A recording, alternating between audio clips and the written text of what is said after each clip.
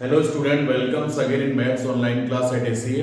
Student, आज का अपना टॉपिक है प्रोडक्ट ऑफ मैट्रिसेस, यानी दो मैट्रिक्स का प्रोडक्ट। तो दो मैट्रिक्स का प्रोडक्ट करना है, तो दो मैट्रिक्स का प्रोडक्ट कब पॉसिबल होगा, कब डिफाइंड होगा, सबसे पहले इन कंडीशंस को अपन सीखेंगे। तो जैसे ये दो मैट्रिक्स है, कोई भी A is equal to AI से जिसका ऑर्डर n क्रॉस n, और दूसरा है B is equal to BI से जिसका ऑर्डर n क्रॉस n। तो अब A का B से प्रोडक्ट करना है, तो अपन को चेक करना है कि A का B से प्रोडक्ट तभी डिफाइन होगा, यानी AB defined only when number of number of columns in A is equal to number of row in B। यानी A का B से प्रोडक्ट तभी डिफाइन होगा जब A में नंबर ऑफ कॉलम B के नंबर ऑफ रो के equal हो, तब तो AB डिफाइंड होगा, अदरवाइज डिफाइंड नहीं होगा। तो सबसे पहले अगर आपको चेक करना हो कि AB डिफाइंड है या नहीं है, तो आप यूं देखेंगे कि फॉर AB A का ऑर्डर लिखा आपने m क्रॉस n, फिर B का ऑर्डर लिखा n क्रॉस n, और आपने देखा ये बीच वाले दोनों नंबर अगर इक्वल आ जाए, क्लियर, तब तो AB डिफाइन होगा। आप लिख सकते हो then AB is defined. And जो AB डिफाइन होगा तो AB एक नया मैट्रिक्स मिलना है, तो उस नए मैट्रिक्स का ऑर्डर क्या होगा, and order of AB is equal to m cross n, यानी AB में रो A के इक्वल होंगे जबकि कॉलम B के इक्वल होंगे। क्लियर। अब BA को चेक करना पड़ेगा। फॉर BA तो B का ऑर्डर आपने लिखा पहले, B का ऑर्डर क्या है n क्रॉस l, और फिर A का ऑर्डर n क्रॉस n, और आपने देखा यहां पर कि L और n इक्वल नहीं है, then AB is not defined.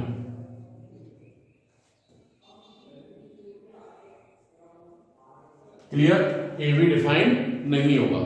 Clear. अब यहां पर आपने ये तो पता कर लिया कि दो मैट्रिक्स है, उनका प्रोडक्ट डिफाइन कब होगा, कब डिफाइन नहीं होगा।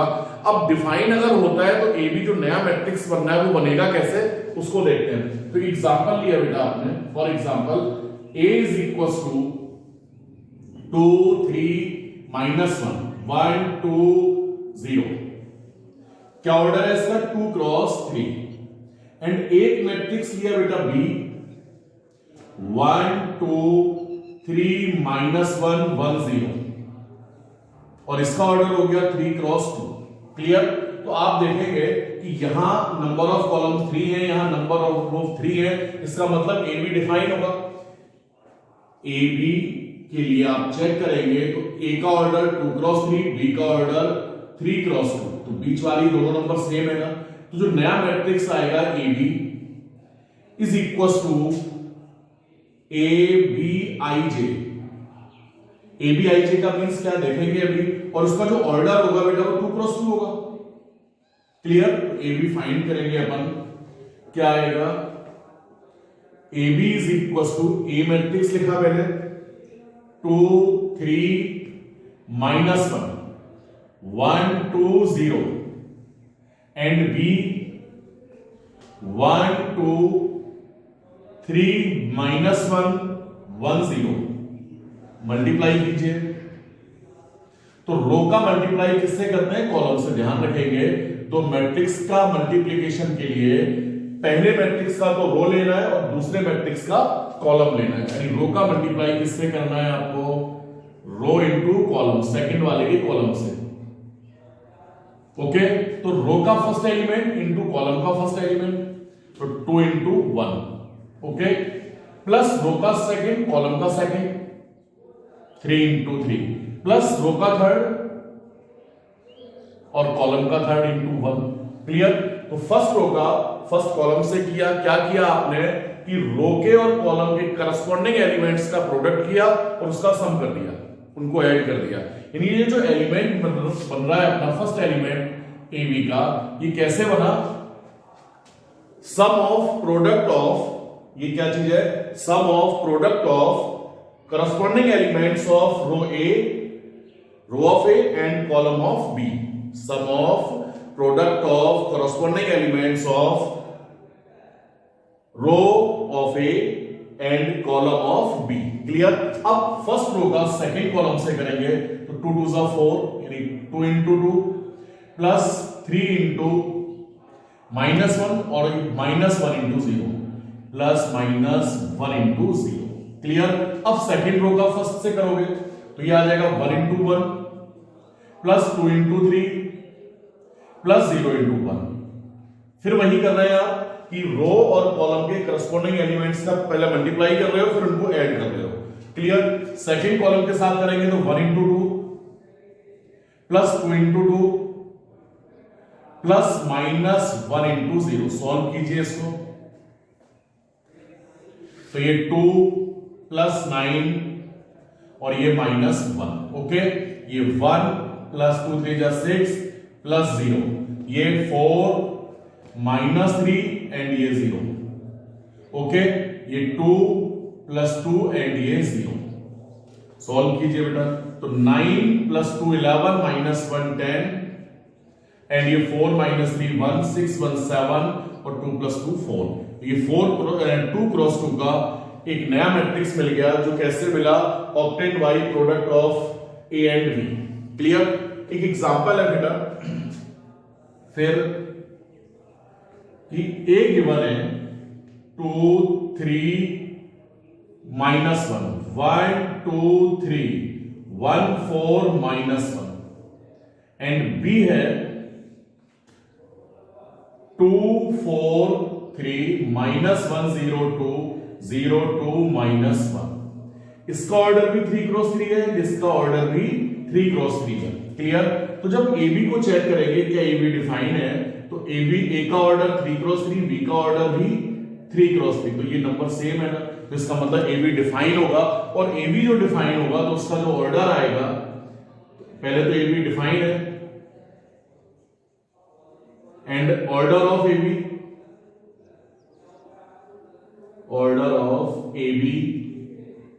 इज इक्वल टू 3 क्रॉस 3 और यहां बी को चेक करें अगर अपन तो बी का ऑर्डर भी 3 क्रॉस 3 और ए का ऑर्डर भी बेटा 3 क्रॉस 3 तो फिर ये दोनों नंबर सेम है तो यहां बी भी डिफाइन होगा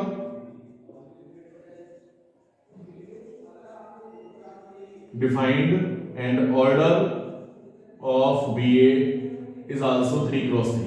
ओके। तो यहां अगर दोनों मैट्रिक्स स्क्वायर मैट्रिक्स हैं तो ए भी डिफाइन होना है और बी भी डिफाइन होना है लेकिन ये जरूरी नहीं है कि ए बी और बी इक्वल आए।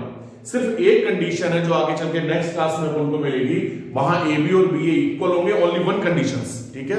बाद बाकी सब जगह A B is not equal to B तो ये याद रखेंगे but it is not possible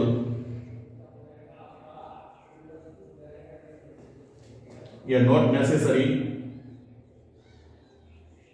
that AB is equals to BA. Clear? It is not necessary that AB is equals to BA. Only one condition है जहां AB BA equal होता है वो one condition कौन सी है वो आगे क्लास में देखेंगे। आपको इस क्वेश्चन को पूरा सॉल्व करना है क्या करना है AB फाइंड करना है एंड BA फाइंड करना है। ओके। नोट कीजिए बेटा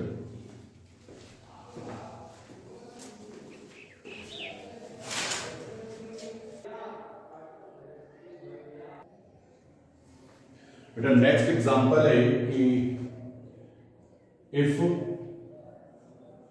a is equals to 2 -3 1 4 and b is equals to 3 2 -1 4 prove that AB is not equals to BA। Okay. तो सबसे पहले ए बी फाइंड करेंगे तो 2 -3 1 4 बी 3 2 -1 4। ओके। मल्टीप्लाई कीजिए फर्स्ट रो का फर्स्ट कॉलम से तो 2 3 जा 6 माइनस माइनस प्लस हो जाएगा 3। ओके। 2 2 जा 4 -12 एंड 3 और ये प्लस माइनस एक सेकंड का ये 3 और ये माइनस का 4 हो जाएगा। ओके। ये सेकंड रो का फर्स्ट कॉलम के साथ 1 इंटू 3 3 और 4 into -1 -4 1 into 2 2 and plus 1 into 4 into 4 16। Okay. 1 into 2 2 plus 4 into 4 16।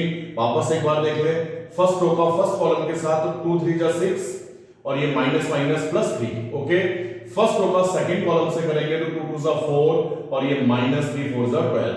Second row का इसी तरह से फर्स्ट कॉलम से किया और सेकंड रो का सेकंड कॉलम से किया, तो आंसर क्या आया 6 प्लस 3 9 और ये 4 माइनस 12 माइनस 8 माइनस 1 और ये 80। ओके, बीए फाइंड कीजिए नाउ,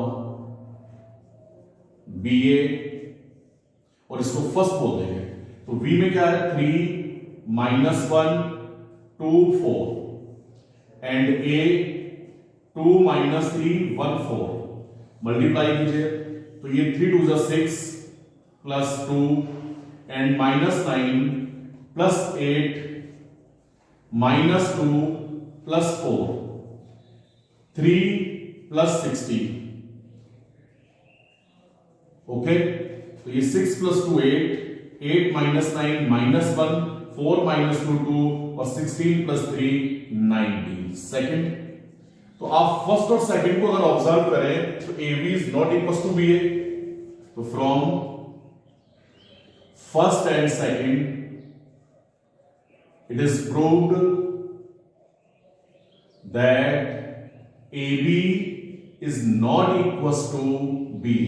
ओके, फिर एक एग्जांपल है बेटा ये कि कोई मैट्रिक्स A गिवन है 2 1 1 0। क्वेश्चन वाला कहता है कि find the value of A square and A cube. Okay, तो A स्क्वायर से मतलब क्या है बेटा, A square means A into A, self product. Okay, A square means A का मल्टीप्लाई ए के साथ। क्लियर, तो a 2 1 1 0 मल्टीप्लाइड बाई 2 1 1 0। ओके, फिर वही मल्टीप्लाई करेंगे फर्स्ट रो का फर्स्ट कॉलम के साथ, तो 2 2 4 प्लस 1 और ये 2 प्लस 0। सेकेंड रो का करेंगे तो 2 और ये प्लस 0 एंड ये 1 प्लस 0। ओके, तो ये 5 2 2 1। क्लियर, तो that is a square. Now A cube, तो a into A square. Okay, तो a क्या है बेटा 2 1 1 0 एंड a स्क्वायर 5 2 2 1। ओके, फिर मल्टीप्लाई कीजिए तो फर्स्ट रो का फर्स्ट कॉलम के साथ तो 2 5 सा 10 प्लस 2, सेकेंड कॉलम के साथ करेंगे तो 4 प्लस 1, सेकेंड रो का फर्स्ट कॉलम से तो 5 प्लस 0, सेकेंड कॉलम के साथ तो 2 प्लस 0, तो ये 10 प्लस 2 12 5 5 2, तो that is a cube. Clear, तो ए स्क्वायर या ए क्यूब फाइंड करने को कहे तो इस तरह से फाइंड करेंगे। फिर एक क्वेश्चन है बेटा यूं कि a is equals to 1 2 minus 3, a any square matrix either order 2 cross 2 या 3 cross 3 and I is a identity matrix 1 0 0 1। Okay, तो ai किया, ai is equals to 1 2 0 3 into 1 0 0 1 multiply कीजिए तो आई फर्स्ट रो का फर्स्ट कॉलम के साथ 1 into 1 1 और ये प्लस 0। ओके, सेकंड के साथ करेंगे तो 1 इंटू 0 0 प्लस 2 इंटू 1 2। ओके, फिर ये 0 और 3 इंटू 0 भी 0, ये 0 और प्लस 3, तो रिजल्ट आया बेटा 1 2 0 3 इज इक्वल टू ए। तो आपने देखा बेटा ए I is equal to, same उसी तरह से अगर आई ए भी करोगे तो भी इक्वल आएगा और इज इक्वल टू क्या मिला ए अपन को। क्लियर, कहने का मतलब है कि किसी भी स्क्वायर मैट्रिक्स का मल्टीप्लाई अगर आई के साथ करते हैं तो वही स्क्वायर मैट्रिक्स ही हमको वापस मिल जाना है, और इस समय आई को अपन कहते हैं multiplicative identity of square matrix A. Then I is called multiplicative identity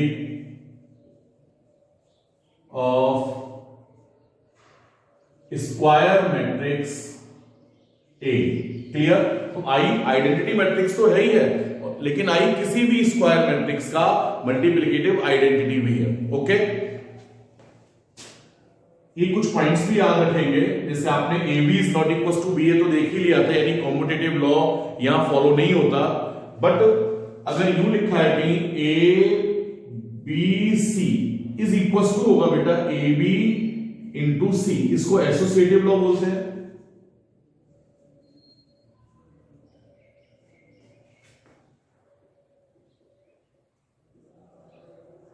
और अगर कहीं लिखा है यूं a plus B into C, okay, तो इसको अपन यूं लिख सकते हो ए सी प्लस बी सी, यानी a into C plus B into C.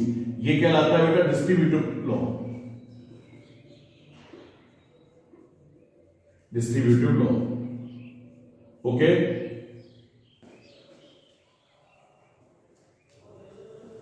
Note कीजिए बराबर।